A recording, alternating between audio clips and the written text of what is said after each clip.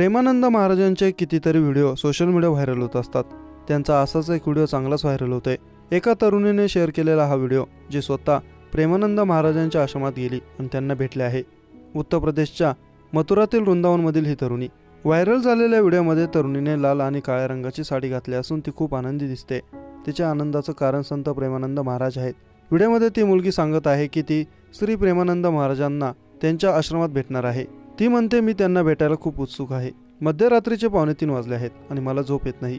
हा माझ्या आयुष्यातला सर्वात खास दिवस. त्यानंतर महिला तयार होण्यासाठी जाते. ही तरुणी ग्वाल्हेरची रहिवासी असून तिचं नाव तान्या मित्तल आहे. ती महाराजांच्या आश्रमात पोहोचते आणि त्यांना सांगते की आज माझ्याकडे खूप पैसा, प्रसिद्धी, सर्व काही आहे, नाही तर तो फक्त आनंद.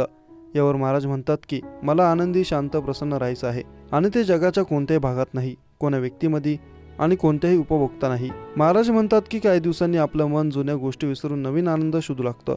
जोपर्यंत त्याला अंतिम मिळत नाही तोपर्यंत ते थांबत नाही, पण परम आनंद त्याच्या नावात आणि परमेश्वराच्या स्वभावात आहे. महाराजांना भेटल्यानंतर मुलीने सोशल मीडियावर 2 व्हिडिओ शेअर केलेत.